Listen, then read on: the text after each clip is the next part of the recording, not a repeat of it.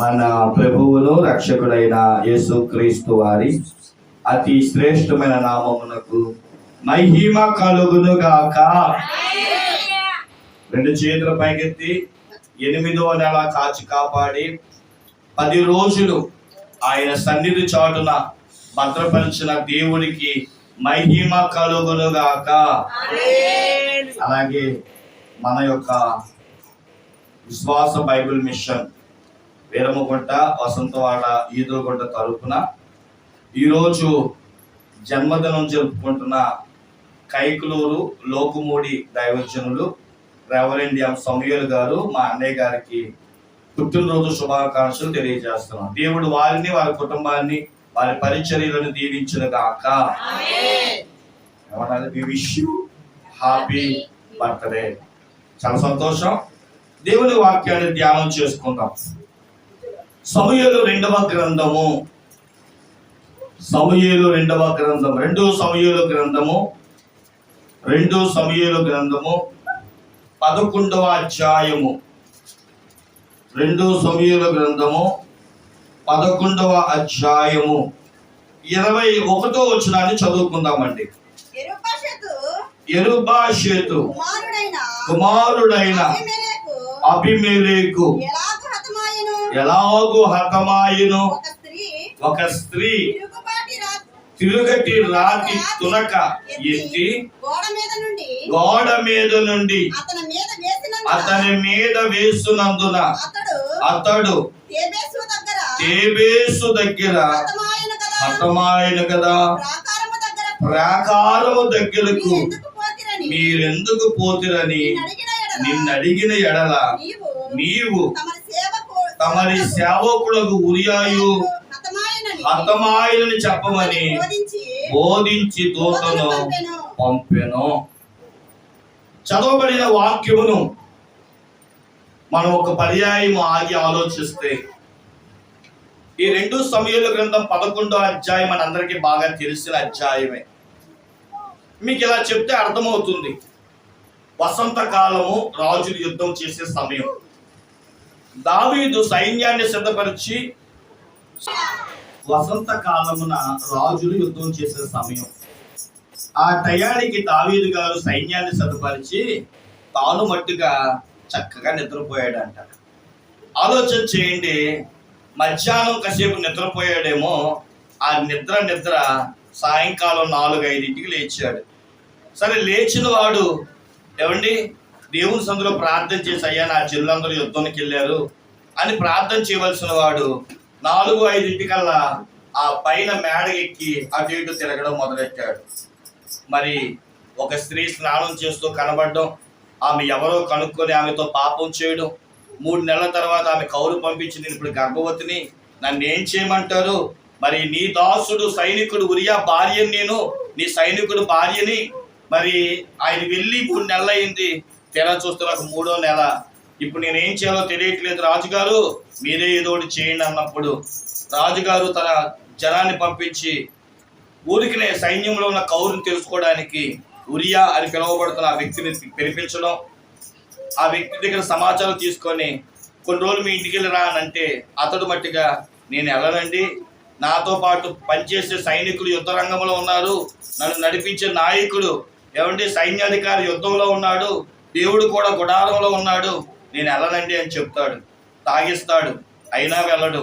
ఏమండి తిండి పెడతాడు, అయినా వెళ్ళడం. ఇక చేసేది లేక ఒక పని చేస్తాడు, అదేంటంటే చంపించేయాలి. ఈ చంపించడానికి తన యొక్క దాసుడైన మోవాబు అని ఆయన ఉంటే ఆయనకు ఒక ఉత్తరం రాస్తాడు. ఏమనో తెలుసా, ఇదిగో నీ దగ్గర మన యొక్క సైనికుల్లో ఒకడైన ఉరియా అనే వ్యక్తి ఈ ఉత్తరం పట్టుకొని నీ దగ్గరికి వస్తాడు.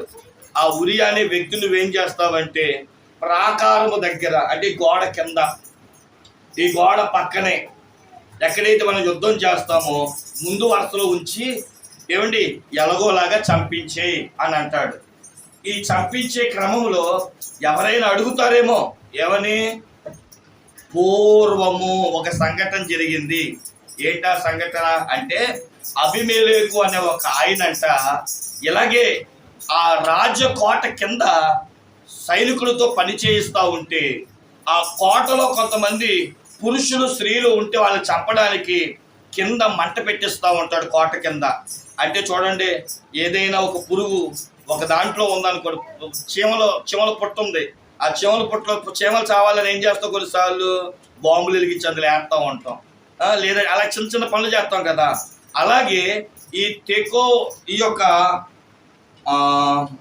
ఈ ప్రాంతం పేరు తేబేసు అనే ప్రాంతంలోనంట ఆ కోటలో దాక్కున్న ప్రజలను చంపడానికి ఈ అబీమెలెకు అన్న ఆయన ఎలాగైతే మంట పెడుతుంటే ఒక స్త్రీ తెలివిగా తిరగట రాయి తీసుకొని సరిగ్గా నెత్తి మీద వేసి చంపింది కదా, ఆ సంఘటన మర్చిపోయారా అని అడిగితే మాకు తెలియదండి, ఇదిగో ఉరియాని ముందు పెట్టడానికి మరి మాకు అవకాశం వచ్చింది, పెట్టేమో అతను చనిపోయాడు అని ఎవరికైనా చెప్పించి చంపించేస్తాడు. అయితే ఈరోజు నేను వాక్యం ధ్యానం చేస్తా ఉన్నప్పుడు పరిశుద్ధాత్మ దేవుడు మీతో సూటిగా చెప్పమన్న మాట, ఈ యొక్క తేబేసు ఈ యొక్క ప్రాంతంలో జరిగిన సంఘటనని మీకు గుర్తు చేయమంటున్నాడు. ఇంతకీ ఇది ఎప్పుడు జరిగింది, ఈ కథ గురించి దావీదు గారికి ఎందుకు గుర్తొచ్చింది అని ఒకసారి ఆగి చూస్తే న్యాయాధిపతుల గ్రంథము 9వ అధ్యాయము, ఈ అధ్యాయాన్ని మనం తీసి పెట్టుకుందామండి. న్యాయాధిపతుల గ్రంథం 9వ అధ్యాయం. ఈ 9వ అధ్యాయంలో ఇప్పుడు నేను చెప్పిన కథ దొరికిద్ది. ఈ కథను గురించిన విషయాలు మనం నేర్చుకుందాం. ఆలోచన చేయండి ప్రియులారా. గిద్యోను వినాలి కొంచెం మాట్లాడొద్దు ఎవరు. గిద్యోను అనే న్యాయాధిపతి ఉన్నాడు. ఆ న్యాయాధిపతికి ఒక ఉంపుడు గత్తి ఉంది.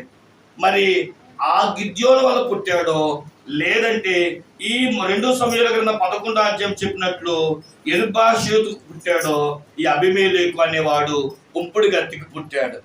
ఆలోచన చేయండి ప్రియులారా. మీరు న్యాయాధిపతుల గ్రంథం 9వ అధ్యాయం 1వ వచనం కానించి మీరు ఇంటికిలాగా చదవాలి, ఖచ్చితంగానే మీకు అర్థమైద్ది. ఆలోచన చేయండి. గిద్యోను అన్న ఆయనకి 70 మంది పిల్లలంట. ఎంతమంది? 10 మంది కాదు, 2 కాదండి. ఎంతమంది చెప్పండి? 5వ వచనం చదవండి ఒకసారి.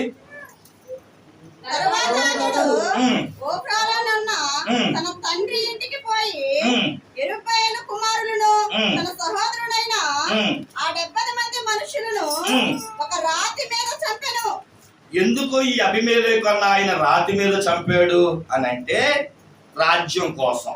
చెప్పండి, న్యాయాధిపతి పాలన చెయ్యాలని, నేను రాజు అవ్వాలి, నేను పాలకుని అవ్వాలి, నాకు పదవి కావాలి. ఇది రైట్. ఎందుకంటే ఆ టైంలో రాజ్యం లేదు కనుక నాకు పదవి కావాలి. చెప్పండి, దేనికోసం? జరుగుతున్నాయి కదా పదవుల కోసం.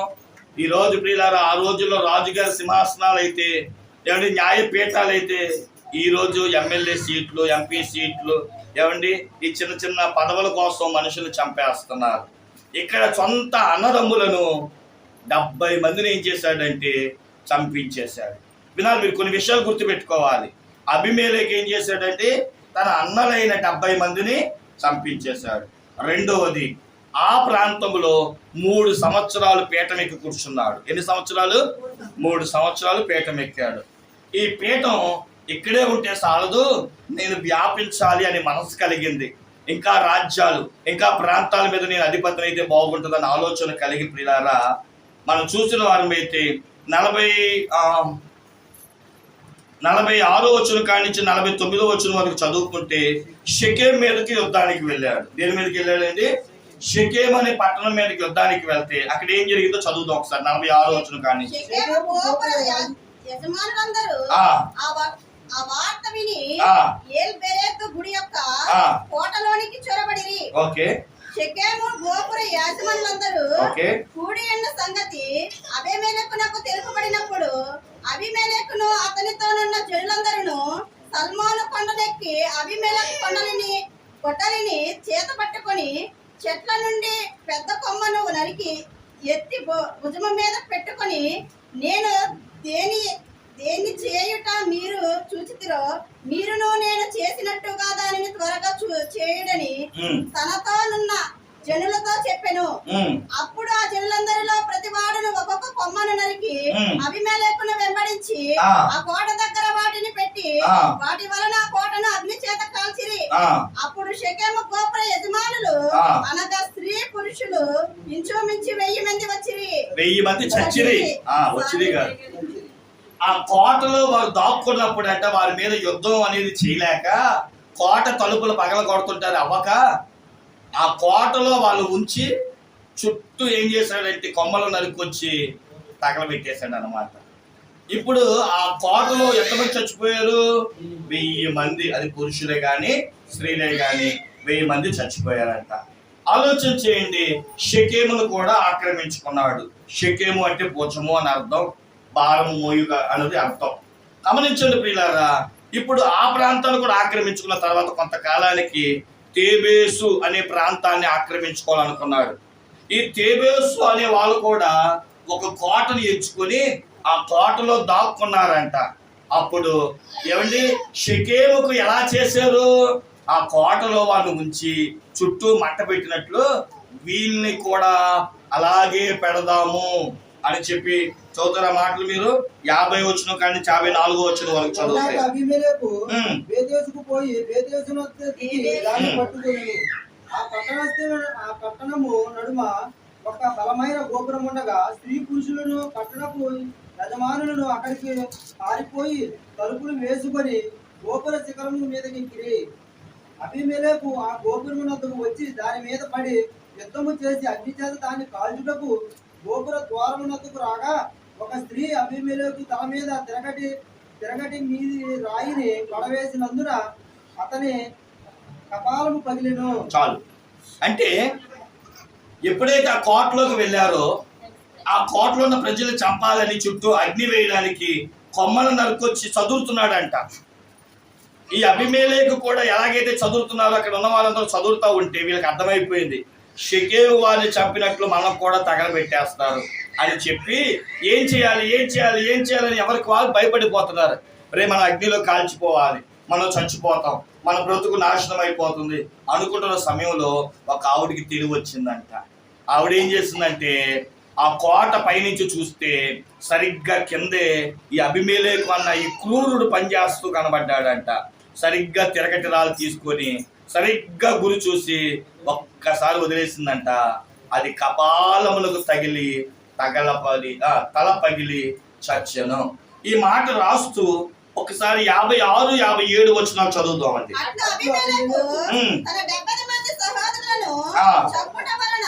ఏంటంట? 70 మంది సహోదరులు చంపుట వలన, ఇది ఒకటి. తన తండ్రికి చేసిన ద్రోహం వలన దేవుడు మరలా అతని మీదకి రప్పించెను. ఓకే. షెకెము వారు చేసిన ద్రోహమంతటిని దేవుడు వారి తలల మీదకి మరలా రాజేసెను. యెరుబ్బయలు కుమారుడైన యోతాము శాపము వారి మీదకి వచ్చెను. చాలండి. ఇప్పుడు మీరు చదివినప్పుడు మీకు ఏమనిపించింది? దావీదు తన యుద్ధ కాలమందు ఉరియాని చంపించేటప్పుడు ఎవరైనా అడుగుతున్నప్పుడు ఈ సమాచారం చెప్పు అని అన్నాడు. ఈ సమాచారంలో నుంచి నేను మీకు నేర్పబోతున్న మాట ఏంటో తెలుసా? ఏమండి, 70 మంది కుమారుని చంపాడు అన్నల్ని, 1000 మంది ఏమండి అధికారం కోసం చంపాడు, తండ్రిని ఆ యొక్క ద్రోహం చేశాడు. అలాగే ఒక మాట ఉంటుంది, దేవుణ్ణి కూడా మోసం చేస్తే దేవుడు దురాత్మను కూడా పంపించాడు. ఇవన్నీ ఏమైనాయి అంటే చివరికి తాను చేసినది తన తల మీదకి వచ్చింది. ఆ మాట కనబడిందా మీకు ఇక్కడ? 57 చూడండి. వారు చేసిన ద్రోహం అంతటిని దేవుడు, ఇది ఈరోజు నేను చెప్పాలనుకుంటున్న మాట. మనం చేసే ప్రతి ద్రోహం ఎవరికి తెలియకపోవచ్చు అనుకుంటాం. మనం చేసే ప్రతి ద్రోహం, పాపం, శాపం నన్నేమీ చెయ్యదు అనుకుంటాం.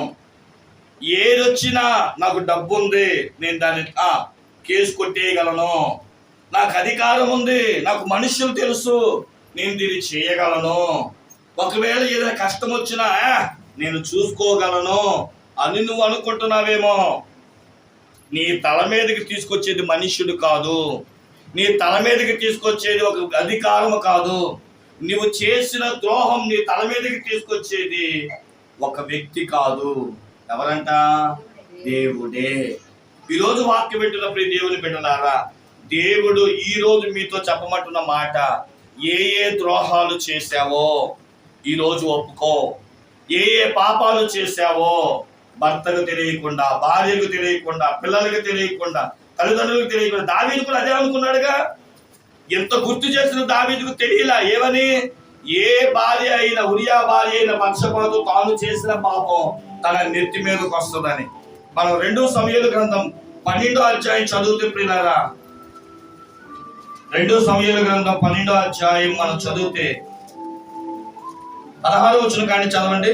యెహోవా ఉరియా భార్య ఆ దావీదునకు కన్న బిడ్డను ఆ పుట్టినందున ఆ అది బహు జబ్బుపడెను. ఏమైందంటే జబ్బుపడెను. ఇంతగా చెప్పాడుగా. ఈ తేబేసు యొక్క స్త్రీని గుర్తు చేశాడుగా, తెలివైన స్త్రీని గుర్తు చేశాడుగా. కానీ తనకు తెలియని విషయం ఏంటంటే, ఏదో తను ఒక కథే కదా అనుకున్నాడు, కానీ తను చేసినది తన తల మీదకి వస్తుందని తెలుసుకోలేకపోయాడు. అతడు యెహోవా దృష్టికి ఏం చేశాడంట, దుష్కార్యము చేసినందున యెహోవా అతనిని మొత్తెను. ఆ బిడ్డ ఎంత ఉపవాసము చేసినా, ఎంత ప్రతిష్ఠత చేసినా, ఎంతగా కన్నీరు కార్చినా దేవుడు మొత్తినందున అతడు చచ్చెను అని బైబిల్ చెప్తుంది. ఈరోజు వాక్యం ఏంటంటే, ప్రియ సహోదరి సహోదరుడా, గలతీయులకు రాసిన పత్రిక 6వ అధ్యాయము 7వ వచనాలు కూడా మనం చదవగలిగితే అక్కడ మరొక మాట ఉంటుంది. గలతీ 6:7. మోసపోకుడి, దేవుడు వెక్కిరింపబడడు, మనుష్యుడు ఏమి విత్తునో. చూసారా,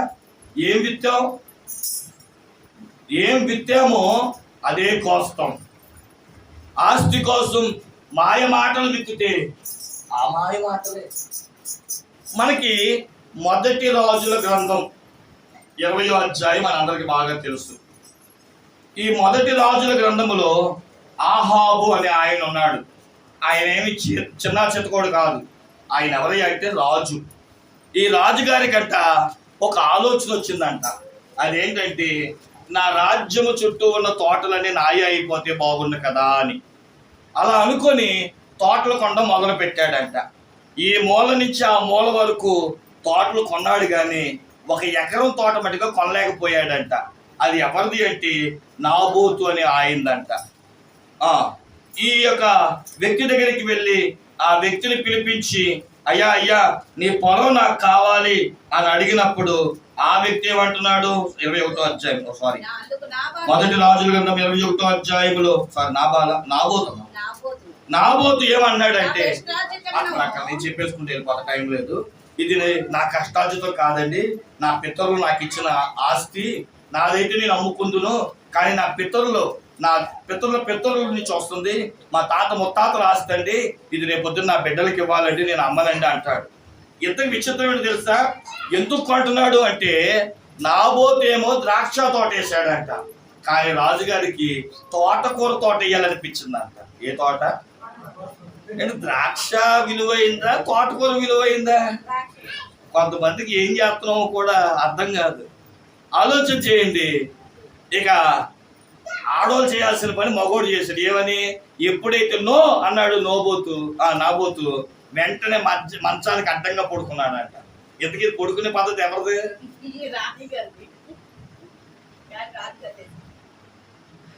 ఆడోళ్ళది. అందుకే ఆవిడ లోపల గుర్తుపట్టేసింది. ఒకవేళ మీ ఆయన ఏమైనా కొనను అన్నాడు అనుకోండి, చేసే మొదటి పని ఏంటి చెప్పండి? ఇక మంచానికి అడ్డంగా పడుకుంటాం. చూస్తే స్పీడ్గా స్పందించారు. ఇక చచ్చినట్టు ఆడో మాకే, నీకు అది కొంటానే నాకు ఎలా పోతుంది, అలుగుతారని అర్థం. నేను చెప్పొచ్చే మాట ఏంటంటే, అలిగే బుద్ధి ఎవరికి ఉంటుంది? ఎక్కడ మగవాళ్ళు అలగడం చూసారా? అది నేను చెప్పొచ్చు. నాయక అలా చూడకండి అమ్మా, మా అత్తగారు అలాగే చూస్తున్నాను నాయక. అందుకని వినండి, అలిగే బుద్ధి ఆడవాళ్ళదే, కానీ ఎవరు అలుగుతున్నారు ఇక్కడ? కొన్నిసార్లు అండి మనం చేసే పాపం ఎలా ఉంటుందంటే, ఆడోళ్ళు చేయాల్సిన మగోళ్ళు చేయాల్సిన పని సరే. నేను చెప్తానమ్మా, పర్లా నేను చెప్తాను. అక్కడ ఏమని రాయబడిందంటే, భర్త వచ్చి అలిగి మంచానికి అడ్డంగా పడుకుంటే భార్య వచ్చి అంటదే అలగమాక నేను చూసుకుంటా అంటుంది. ఈ మాట ఎవరు చెప్పాలి? భార్య అడిగితే భర్త చెప్పాలి.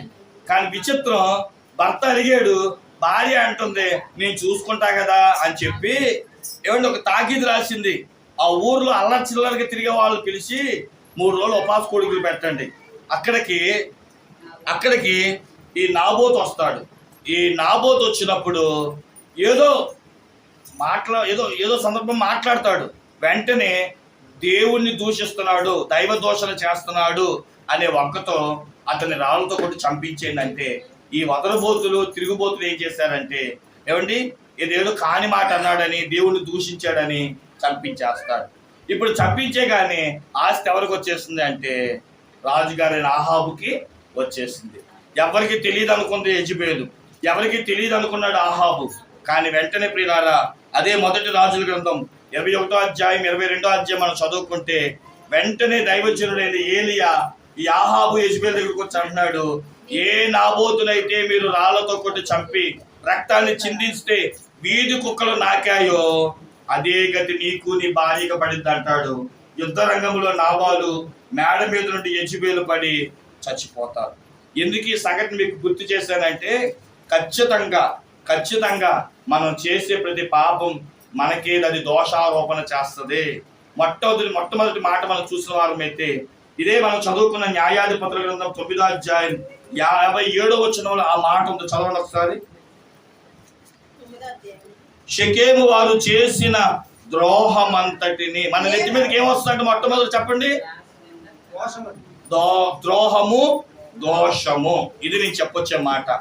దేవుడు మన నెత్తి మీదకి ఏం తీసుకొస్తాడంటే మన దోషము, మన పాపము. ఉపజ్జా గ్రంథము 1వ అధ్యాయము 15వ వచనం చదవండి ఒకసారి. ఉపజ్జా గ్రంథము 1వ అధ్యాయం 15వ వచనం. 7:60 ఉన్నది ఒక అధ్యాయం 15. సంధి చేసిన వారు నిన్ను తమ సరిహద్దు వరకు 15 15 760 వచ్చుచున్నది. అప్పుడు నీవు చేసినట్లే నీవు చేసినట్లే నీకును చేయబడును. నీవు చేసినది నీ నెత్తి మీదకి వచ్చును. ఇందాక మనం చదువుకున్న మాటలో మొదటి అనుభవం ఏంటో తెలుసా?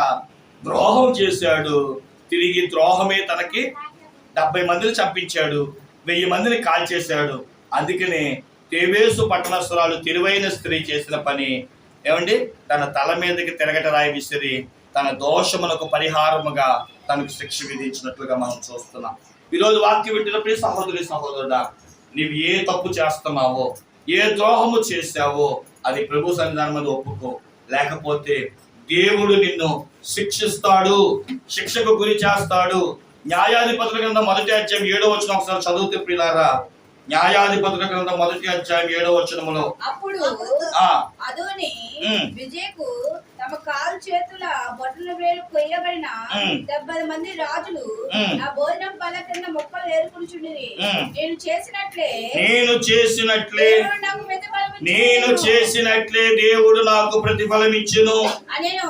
చూసారా ఏమండి, అదోని అన్న ఆయన ఏమండి తన యొక్క శత్రువులైన 70 మంది రాజులను ఏం చేశాడంటే బటన వేలు, కాళ్ళు వేలు, చేతి వేలు తెంపేశాడు, నరికేశాడు. ఇప్పుడు అన్నాడు కదా, నేను చేసిందే దేవుడు నాకు నువ్వు చేస్తున్నారు, నాకు, నా వంశానికి, నా జనాలకి ఇదిగో ఆ దేవుడు నా బొటన వేలు, నా చేతి వేలు తెగ నరుకుతున్నాడు. అక్కడ మాట అన్నాడు చూసారా, నేను చేసినదే దేవుడు నాకు. ఇలాంటి ఎన్నో విషయాలు మనం చెప్పుకోవచ్చు. ఇలా క్రైస్తవ జీవితంలో మనం చెయ్యకూడని పని, ఆలోచించవలసిన పని ఎట్టి పరిస్థితి. అందుకని నేను అంటా ఉంటాను, మేలు చేయకపోయినా పర్లేదు, చెప్పండి, కీడు మట్టిగా చేయకండి. ఎందుకని? రోమపత్రిక 12వ అధ్యాయం, రోమపత్రిక 12వ అధ్యాయం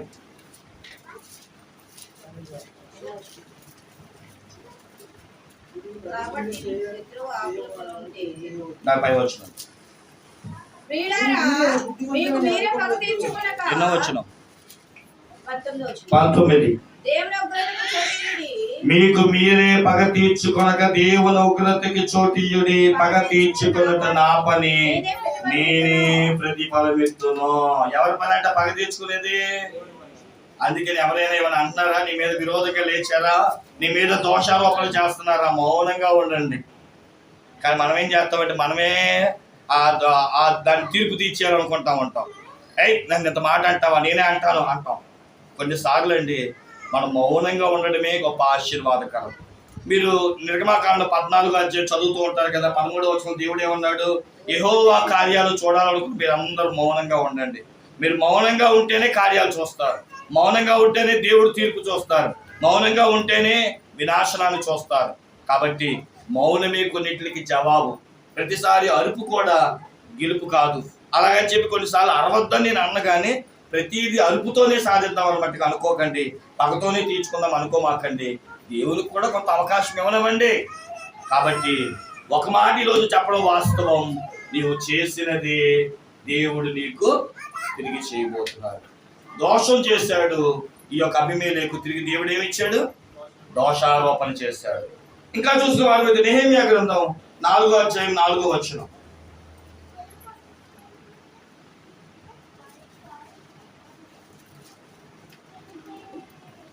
4:4.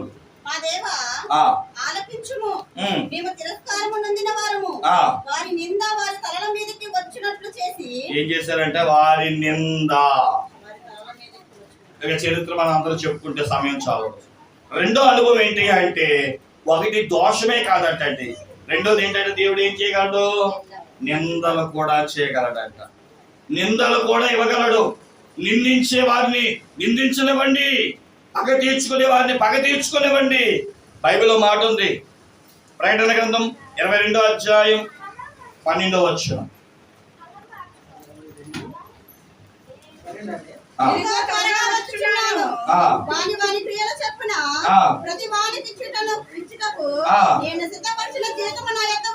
ఓకే, నేనే అల్ఫాయు ఓమేగాయు, మొదటి వాడను కడపటి వాడను, ఆదియు అంతమునై ఉన్నాను. ఓకే, జీవవృక్షమునకు. చాలండి. అక్కడ ఏమంటున్నాడు?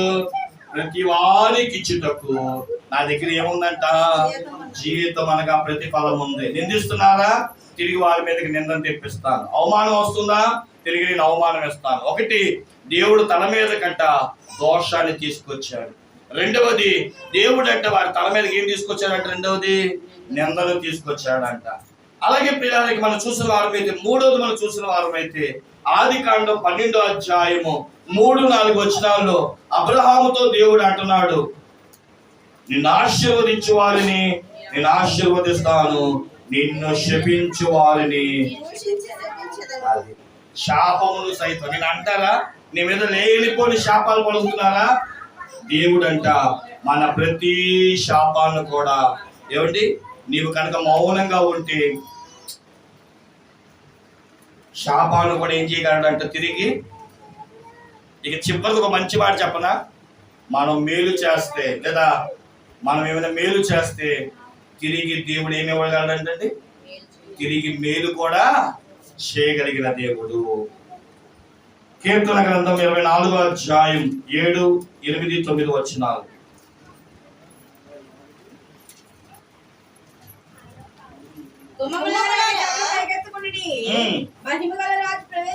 మహిమగల రాజు ప్రవేశించినట్లు పురాతనమైన తలుపులారా. ఓకే, మహిమగల ఈ రాజు ఎవడు?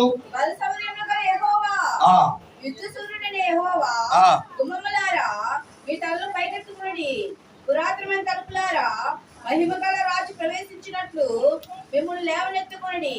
మహిమగల ఈ రాజు ఎవడు? సైన్యము గలపతికి యెహోవాయే, ఆయనే ఈ మహిమగల రాజు. కాబట్టి మహిమగల రాజు మన జీవితంలో ప్రవేశించి నిన్ను తల ఎత్తేటట్లుగా చేస్తున్నాడు. నువ్వు చేసినది అది ఆశీర్వాదం అయితే ఆశీర్వాదం, దీవెన అయితే దీవెన, మేలైతే మేలు, శుభప్రదమైన కార్యం అయితే శుభప్రదమైన కార్యం నా దేవుడు చేయడానికి రాబోతున్నాడు. ఈరోజు ప్రభు చెప్పమంటున్న మాట ఒకటే, నీ తల మీదకి ఏం తీసుకురమ్మంటావు? దోషమైతే దోషం వస్తుంది, పాపం అయితే పాపం వస్తుంది, కీడైతే కీడు వస్తుంది, శాపం అయితే శాపం వస్తుంది. అలా కాదండి, నేను ఇతరులను ఆశీర్వదించి వాడిని అంటావా? ఏమండి, మనం రూతు గ్రంథం 2వ అధ్యాయం బాగా చదువుకున్నాం కదా. బోయాజు అక్కడ ఉన్న పనివారిని ఏమంటున్నాడు? యెహోవా మిమ్మలను దీవించును గాక అంటే వారు కూడా ఏమన్నారు చూడండి. మనం ఏది విత్తుతామో ఆ పంటనే కోస్తాము. ఇది ఈ రోజు మనం నేర్చుకోబోతుంది. దానికి దేవుడు ఒక అనుభవాన్ని మన ముందు పెట్టాడు.